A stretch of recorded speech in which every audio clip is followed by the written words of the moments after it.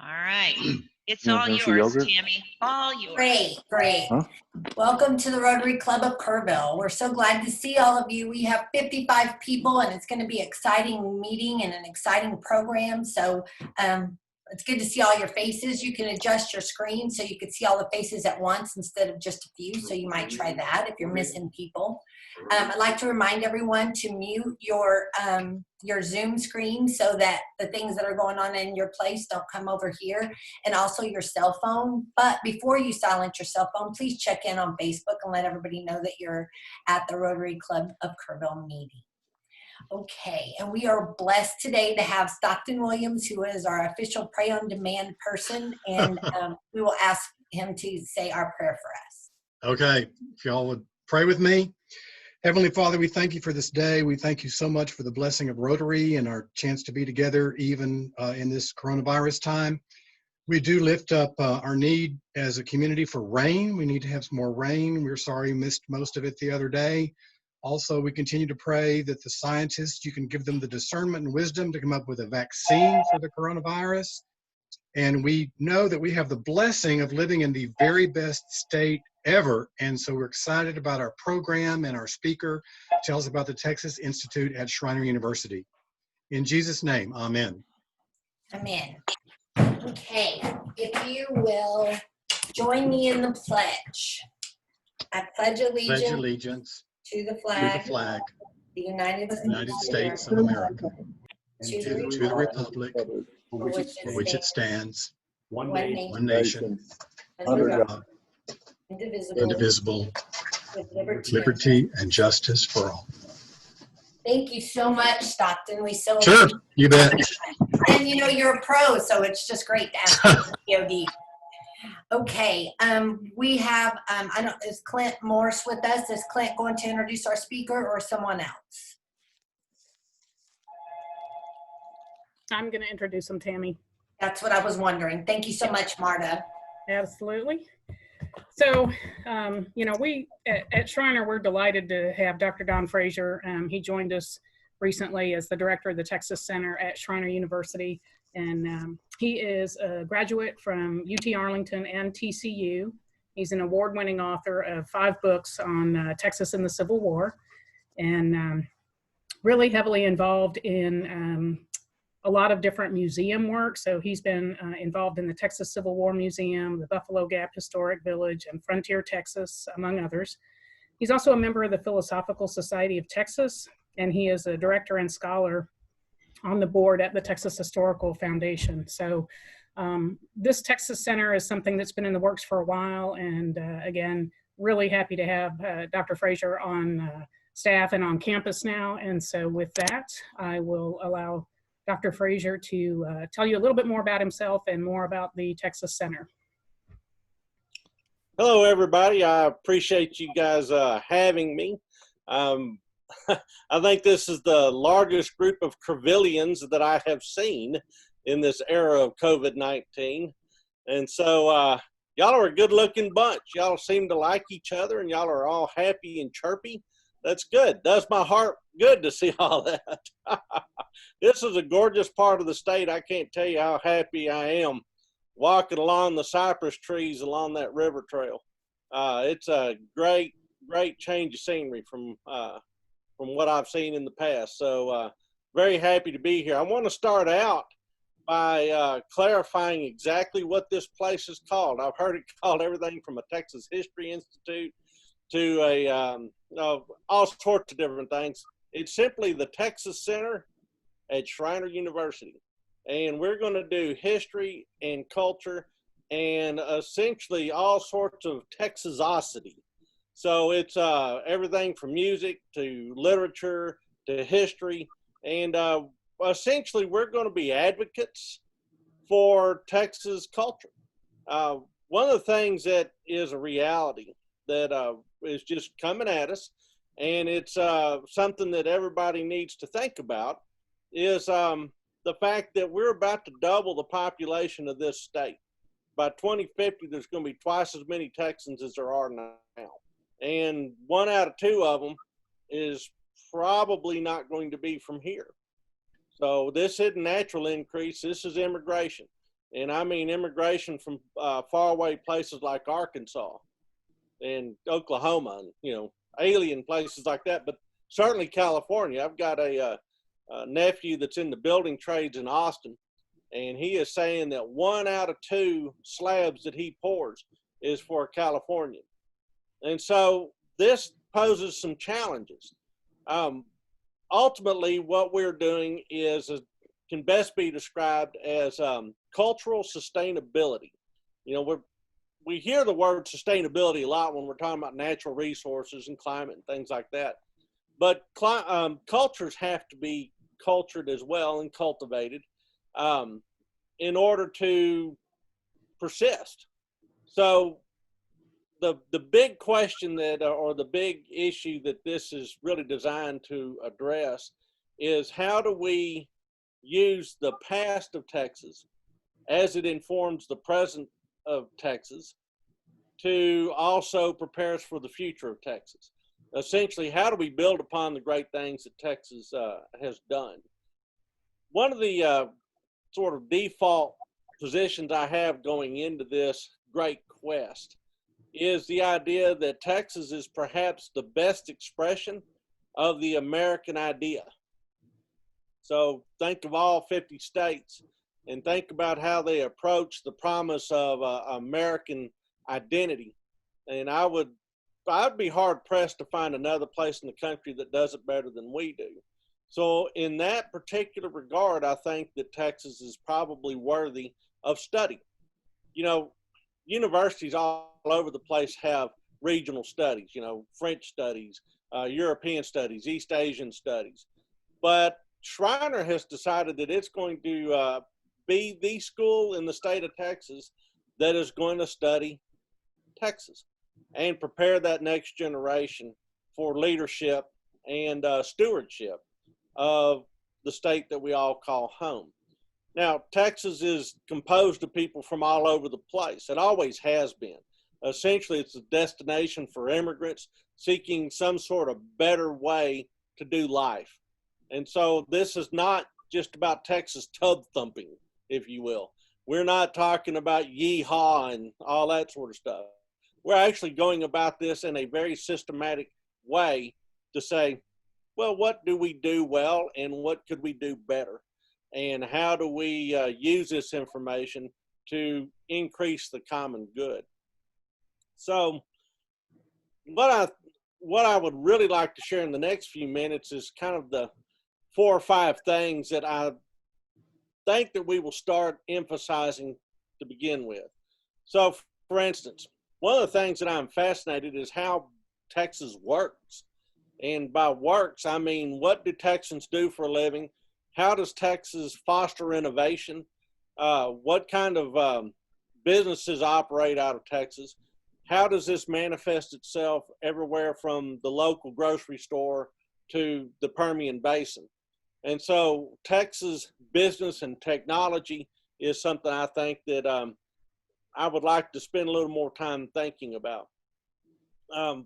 What are the various fibers of the Texas quilt, if you will, of the great Texas landscape? This is kind of the second thing I want to investigate. Texas music, Texas letters, Texas art, Texas recreation. These are all things that will help make us who we are. And so I think that the Texas Center can be a place where we celebrate all of these things and also educate about all of these things.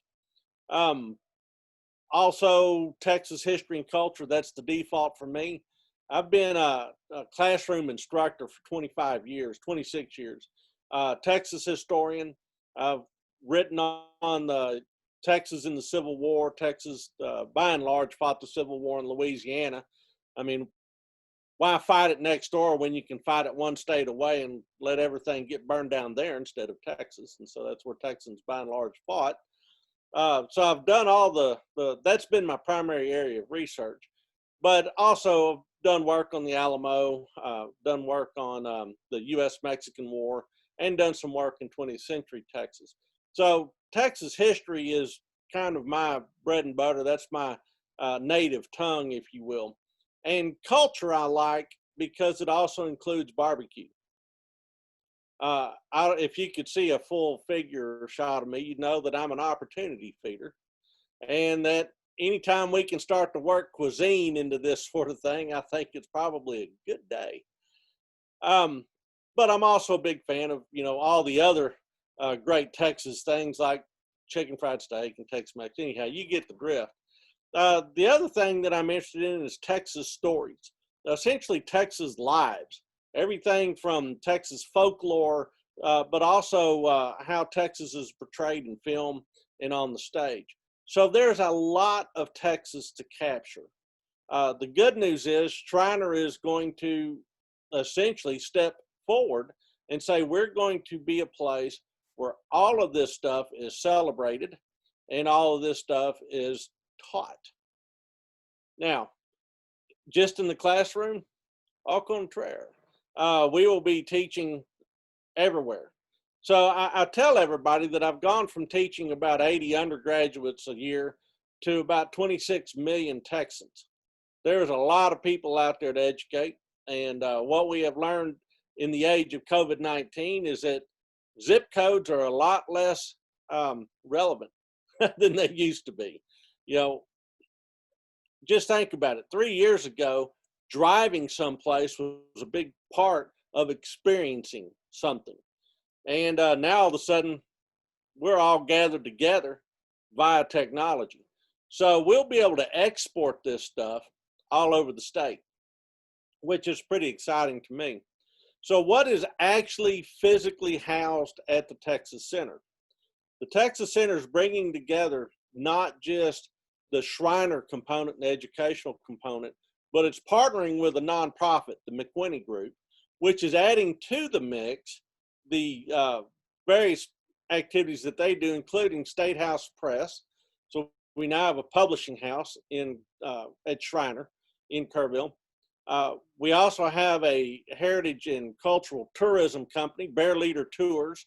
I've led tours all over the country, all over the state, and all over the world, actually. I've taken students and adults and parents and you name it. Anybody that's interested and will be a good travel companion, that's always key, to every American battlefield in Europe, for instance, and a couple of them in the Pacific. Not to mention all the Civil War battlefields. I think I've missed Perryville so far, but yeah, most of them in the country. And of course, Texas is, that's our backyard. That's where we roam around for fun. So Bear Leader Tours is a way of getting people out in the field to see where history and culture are created. We also have the ability to capture video, edit it, and export it. So we actually have a video production aspect. In fact, I'm coming to you from one of our sets. Books, flags seemed appropriate for the occasion. Video edit and capture allows us to put together messages and lessons and then ship it out, which means that we can create curriculum and create that curriculum for not only Shriner students, but also for adult learners, continuing ed applications, and also K through 12 applications. So I'm pretty excited about that. If we're going to celebrate Texas, it's not enough to just celebrate it and then go home. We got to celebrate it and perpetuate it. And so that's one of the primary functions of the Texas Center. There will also be opportunities to do podcasts and things like that because of the multimedia aspect that we have here. So touring, publishing, multimedia sort of things. We also have a pretty doggone cool art collection that we moved in here through the McWhinney Group, and also about 4,000 books. So there's a lot of books on the shelves, by and large military history, Civil War, and Texas are the three main elements of that collection. So it's, in essence, a place where we can weave together the fabric of Texas and then essentially, I hate to use the word, but I can't find a better one for it, weaponize all this information for the greater good. Essentially, it's not enough just to celebrate it, but we also need to export it. And so that's what the Texas Center at Shriner University will do. it's a huge dream come true for me. I've been really thinking that some place like this needed to exist for, gosh, most of my career. We hinted around at it at other places, but finally I was approached by a provost at Shriner by the name of Charlie McCormick, provost at the time. And I was at a different institution, and he was asking, well, how do we participate in what you're doing up there? And at that particular moment, the institution where I was had decided that they did not want to do Texas anymore. They decided that Texas wasn't something they wanted to emphasize. So I told Charlie, I said, look, not only can you participate, but you can own it. So he said, great. That's what I like to hear. And by golly, he decided that he would do what he could to actually take a bunch of the vision that we were working on elsewhere and bring it to Kerrville. He imported this. And so it's about a 5-year dance until finally I looked around and both my kids were out of the house and heading to college and out of college. And I saw this as a great opportunity to move to the prettiest part of the state of Texas to do all Texas all the time. So that's that's the origin story of the Texas Center. Now, where we're going and what the future of the Texas Center will be is really about getting a good start. So I'm in the process of identifying 300 families who want to be founder families of the Texas Center. I'm likening them to Austin's old 300. When Stephen F. Austin started importing colonists to Texas, he had a contract from the Republic of Mexico that said, look, if you can find 300 people that are willing to take a chance, leave everything that is known and familiar behind and jump in on this new enterprise, you can have an impresario grant of your own. And so Stephen F. Austin went out and started recruiting those families and said, here is an opportunity for you to pursue your opportunity. And they came. And so I'm doing the exact same thing as Stephen F. Austin. I'm looking for 300 families that will contribute to the founding of the Texas Center and build that sort of first layer of support as we move forward. Later on, who knows where this will go, but some of the programming that we already have in place includes the Western Art Academy, which Shriner has been doing every summer. That will now fall under the aegis of the Texas Center. Texas Heritage Days, in which we celebrate Texas, and we're trying to figure out how to best do that in the age of COVID-19, but I'm thinking radio may play into this or some other way of exporting Texas history and culture. And we've got some other things that we're rolling under this program that will essentially keep it alive and dynamic as we go forward. And then as Shriner develops, the Texas Center will develop right along with it. So that's about all the prepared remarks I have, but I am happy to take any questions because you guys are probably wanting to feel around the edges and figure out exactly what this thing is. All right, I'll need a mediator to help identify who's raising their hand. Stockton, you had a question? Yes, this sounds very, very exciting. I really think it's a great thing for Texas and for Shriner. Are there going to be like lectures and events that townies in Kerrville can go to at Shriner when this opens up, the Texas Center? Absolutely. In fact, townies, folks off campus are my constituents. Y'all are my people. We've got faculty that can deal with the Shriner kids, and we're certainly a resource for Shriner kids, and we'll produce curriculum for Shriner kids. But really, this is about an outreach program. I'm evangelical in this idea behind Texas. So not only do I get to be the high priest of Texas, but I get to be the evangelist of Texas too. So absolutely. In fact, you guys are who I came down here to hang with, frankly. Cool. Thanks. Awesome. Christy, I have a question. Okay. Bob? Yes, thank you for being with us today. Fascinating story. Are you going to be teaching 4 credit classes that will lead to a degree? Absolutely. One of the things that we have embedded within the Texas Center is a minor in Texas Studies. So we actually have about an 18-hour course set up where you can minor in Texas Studies while you're majoring in something like, physics or math or history or business. And the thinking behind this is your minor is supposed to be some sort of supplemental experience, supplemental education that goes and informs your major. Well, chances are, if you're going to Shriner, if you're going to college in Texas, there's a pretty good chance you're going to end up living in Texas. I mean, you may get exiled to someplace like Massachusetts, but usually you would want to come back. And so if you're coming back to Texas, if you're living in Texas, if you're operating in Texas, it might help to know something about Texas. So the Texas Studies minor will certainly continue to be part of the Shriner landscape, educational landscape. But I'm also looking at doing some certification, certificate programs for folks that aren't necessarily degree seekers, but they would like to have something that says, hey, I'm smarter than the average bear when it comes to Texas stuff. And one of the ways I see this applying is if you watch what's going on in the state of Texas, we are attracting a lot of businesses to relocate here.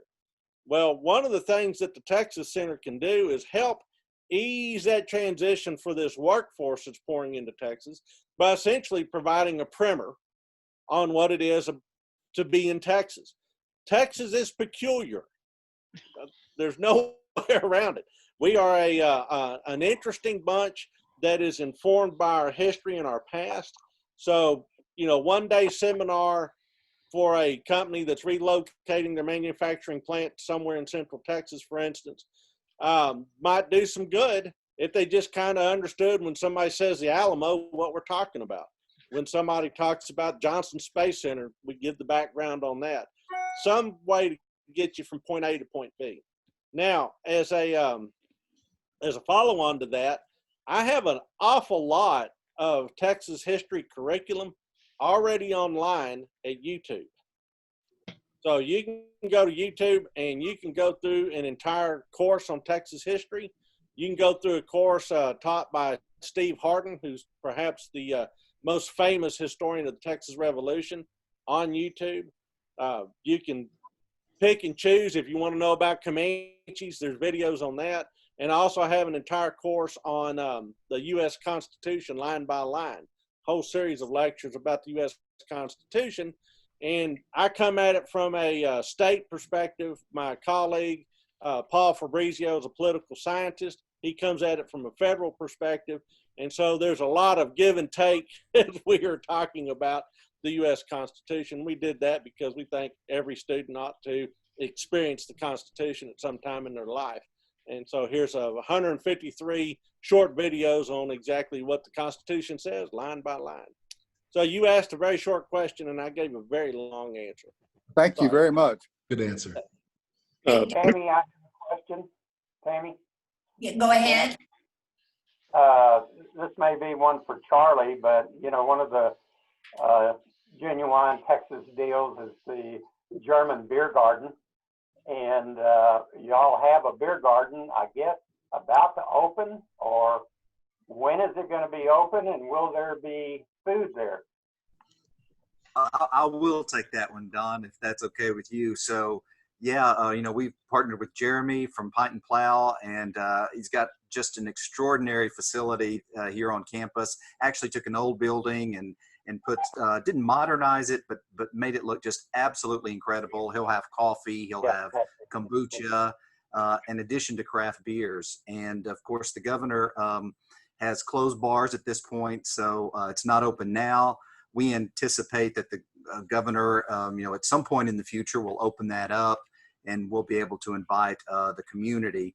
Right now at Shriner, we're still trying to be open only to faculty and staff and students. We start our surveillance testing in about a week, and we anticipate, because our students are doing a great job of wearing their mask and keeping their social distance, we think that positivity will be as low as it currently was when they arrived on campus, and that we'll be able to begin to establish something like a normal very soon. So don't have an exact date, but hopefully it won't be long. Christy, Jeff Anderson. Can you Go hear ahead. me? Yes, we can hear you. Don gave a program last year on how Texas won the Civil War for our DLI classes. And the evaluations for the teaching of it were incredible. We had more people say, why didn't I get teaching like this when I was in college? So I can assert that Don is a very effective teacher. And Don, is it the 24th that you've got set to do the next program for DLI? That's correct. I think, yeah, that's it. Is that September 24th? I'd have to check my calendar, but yeah. Yes, that's it. And I am speaking on, why study Texas history? Why study Texas at all? It's pretty interesting. I was approached by a university up in Michigan, a place called Hillsdale College. And they have a number of charter schools in Texas. And I said, well, are you guys teaching Texas history there? Of course, I was trying to sell them curriculum. And they looked at me and kind of scratched their head and said, why would we teach Texas? And I'm going, because you're south of the Red River and west of the Sabine. I mean, it just seems like it'd be natural to me. And so they invited me to come up and convince them, and apparently I've convinced them. And so this is actually going to be the pitch I made to Hillsdale on why Texas history, studying Texas is important, and that's the program I'll bring to DLI. Well, I congratulate Charlie McCormick. I congratulate you on recruiting Don to Shriner. He's quite an asset. Don, do you go by your same phone number, or have you changed phone numbers? Hey, I've actually got a desk number now, but my cell phone, you got my cell phone, you feel free to use it. We're friends. Okay. Well, thank you. Well, I invite everybody. It's a free program, September 24th. And it's currently scheduled to be at the Diedert Center. So be looking for it. It should be an outstanding opportunity to get to know Don. Great. Thank you so much. Do we have any other questions for Dr. Frazier? I've got a question. Dr. Frazier, it's great to have you in Kerrville. We are excited about the Texas History Program. I'm currently reading a book, and all your books behind you intrigue me, but I'm currently reading a book called Cult of Glory by Doug Swans. Have you read this? Do you have any comments on it? I don't know that book. The book that we published through State House Press that might be sent. What's that book about, Cult of Glory? It's the history of the Texas Rangers, but from a very different perspective than many of us grew up learning. Sure. Yeah, and Texas Rangers is certainly a great area of inquiry, and a lot is understood and then misunderstood about them. So I don't know that book in particular, but we have a book through State House Press called Lust for Glory. So apparently there's a lot of glory seeking going on in Texas history. And I would recommend that as a possible follow-on to that book. But we've also got some videos on the Texas Rangers that might be a nice supplement to that book or a companion to that book as you're working your way through it. Awesome. And any more questions? We have time for one more question. I've sucked all the air out of the room. No, you're just so informative, and it was so awesome. We really appreciate it. Thank you so much for. Yes, we have one from Bill Tucker. This is not exactly a question, but it could be. A few years ago, our Rotary Club had a speaker, and I don't remember who it was, but the statement they made has stuck with me, and I'm wondering if you had heard this or agreed with it or what. But this person said the most well-known, most recognized shape in the world behind the Olympic rings was the shape of the state of Texas. And I don't recall who said it. I've heard that very thing. You know, and we all have stories about being overseas and being asked where we're from. My particular story happens to be set in Bavaria, And I was in Bavaria about the time the wall was going down. There was all sorts of people scattering about, driving Alpine thunderstorm, and I'm looking for a place to stay the night. You know, haben Sie un Zimmer frei was the great German phrase that I had learned for that occasion. You have a free room. And went to this very Gothic-looking hotel in a small town called Peiting.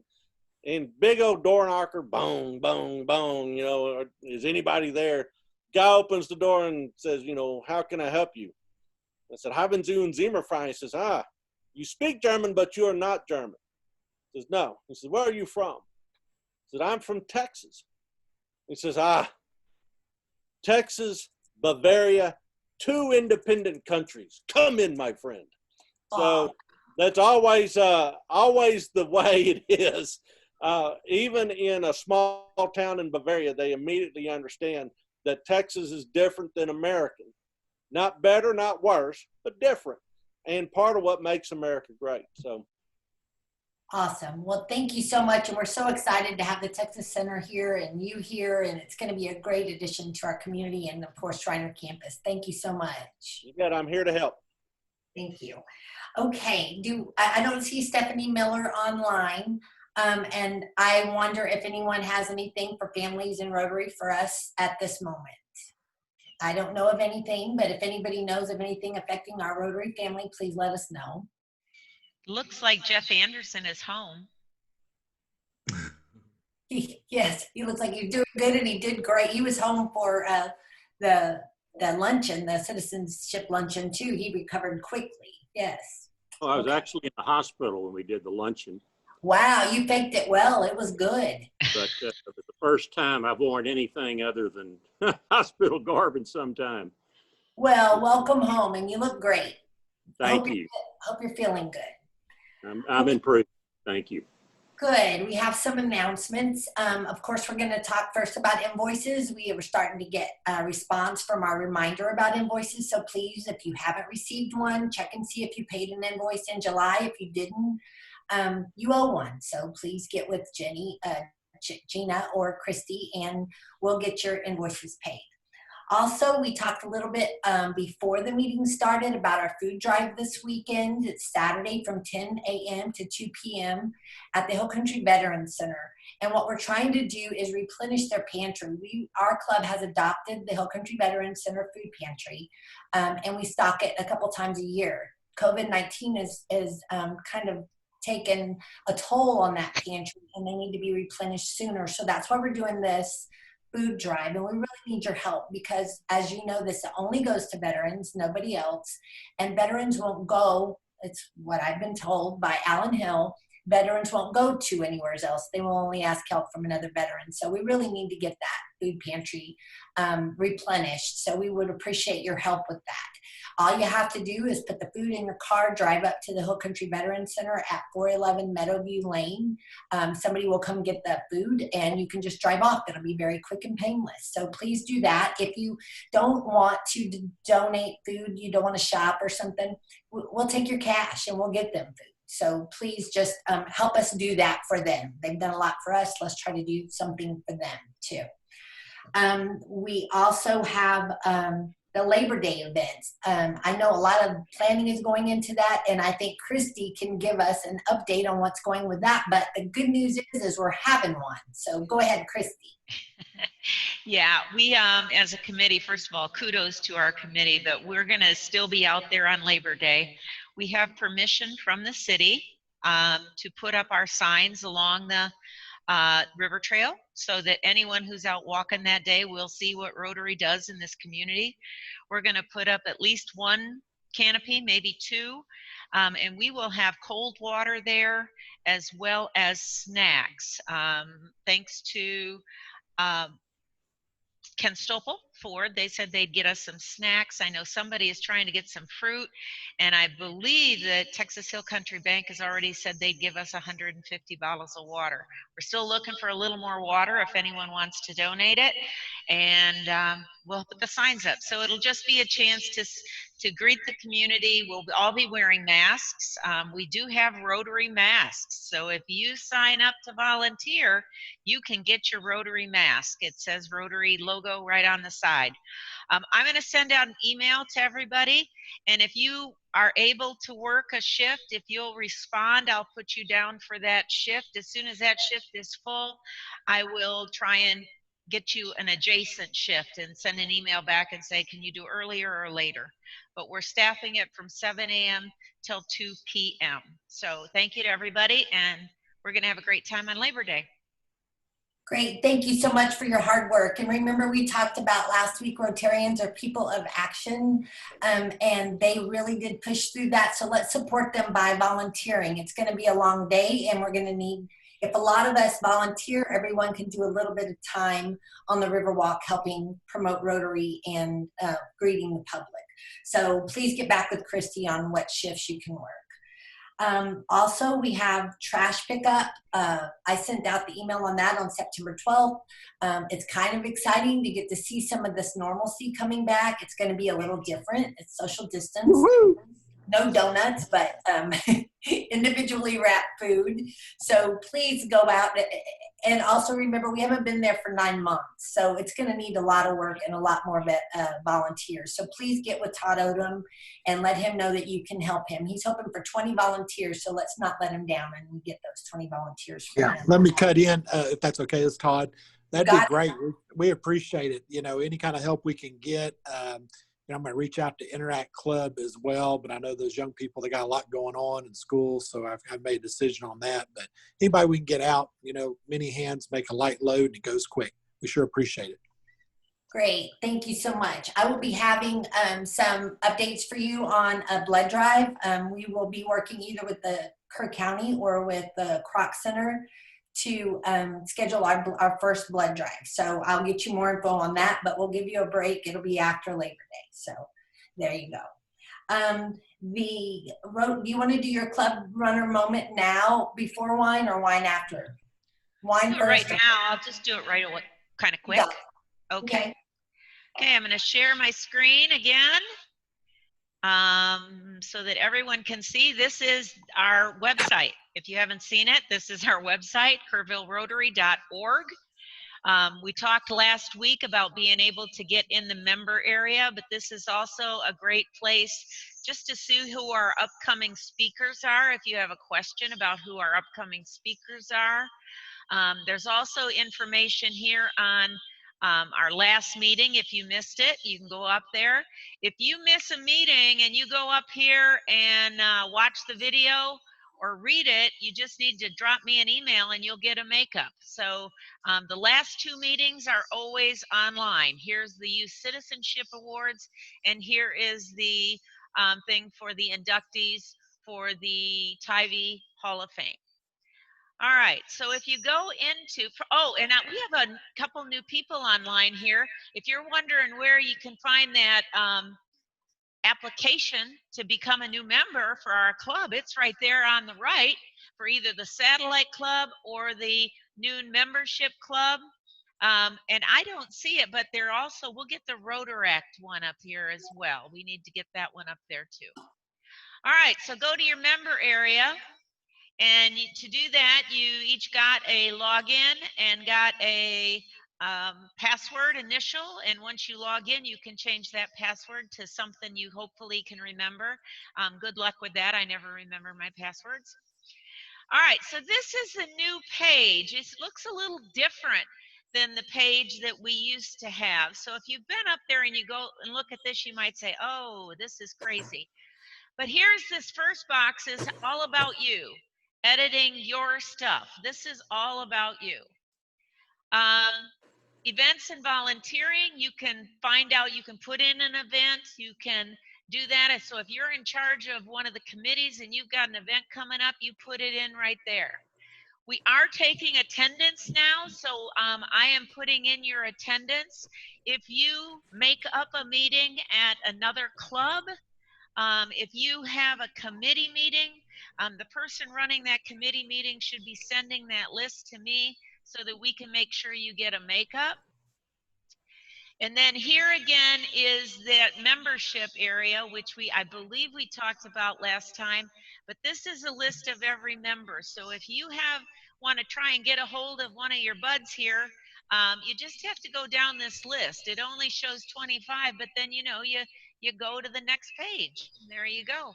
And you can get to their email address, all that kind of stuff. All you have to do is click on their name. Let's see, who am I going to pick on? Let's click on Marta today.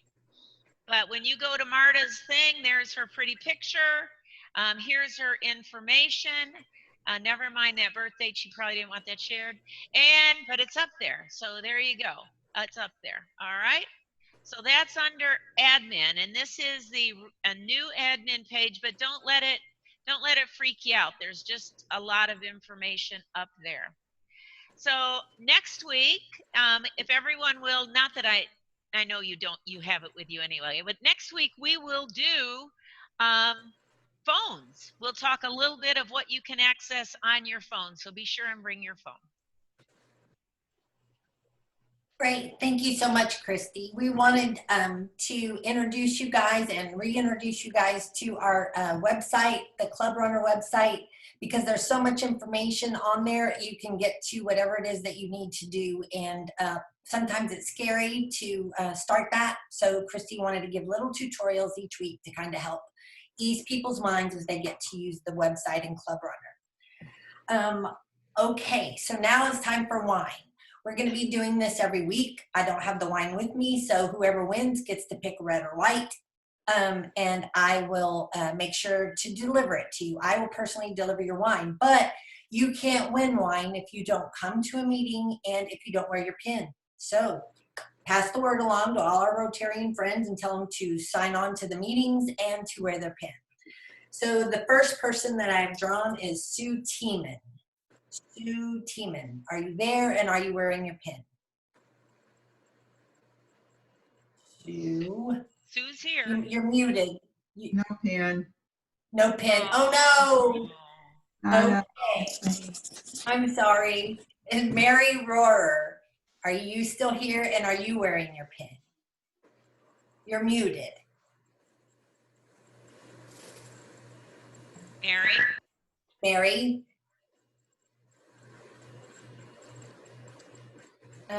I think she just left. Okay, that's going down to our next one. Ken Azel, are you still here and are you wearing your pin? I think they just wanted to hear Dr. Frazier and they left. Oh wait, looks like Mary's still here. She's online. Mary? No? Okay, Carol Holmes, are you still here? And surely you're wearing your pin. Unmute yourself, Carol.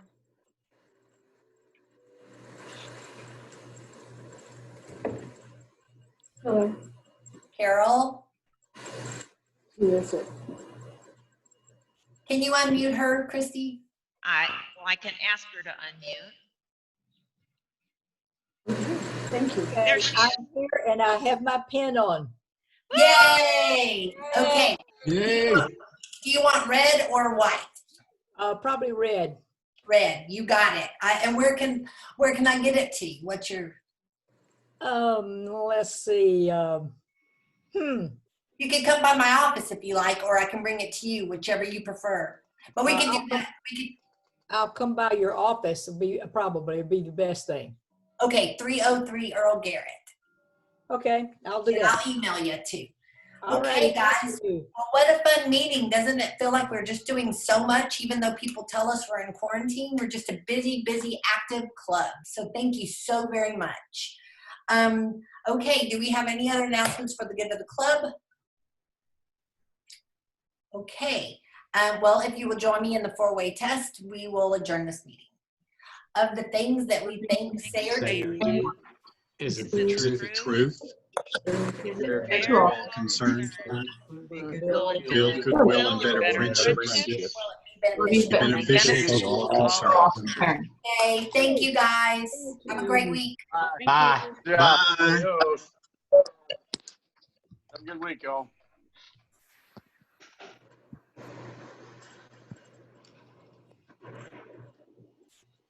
Going down. My Lord!